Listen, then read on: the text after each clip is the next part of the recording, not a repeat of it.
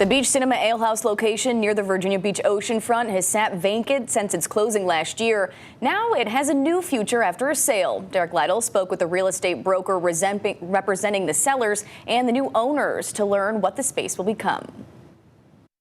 941 Laskin Road, a rich history back in the heyday of the Sand and Surf Motel, then generations of telling movies on the big screen. Well, since that theater has sat vacant, people have wondered what will become of this space off Laskin.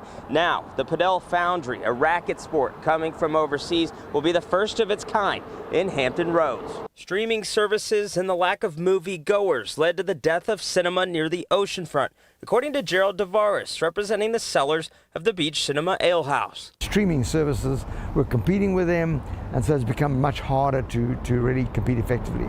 While a church offshore drive had considered taking over the vacant space, a public petition blocked that. In stepped a group purchasing the space for $6.3 million to make it the Padel Foundry, a racket sport popular overseas, but just recently making its way to America.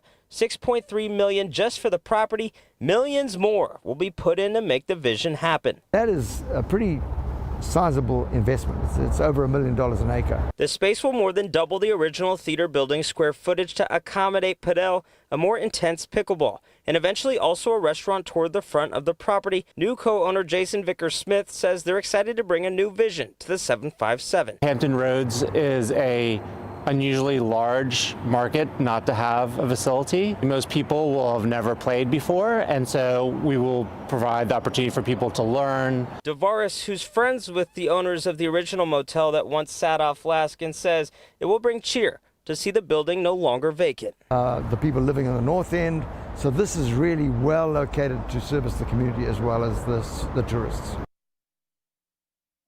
13 News Now did ask the owners if construction will impact traffic on Laskin Road, and they say it should have little to no impacts.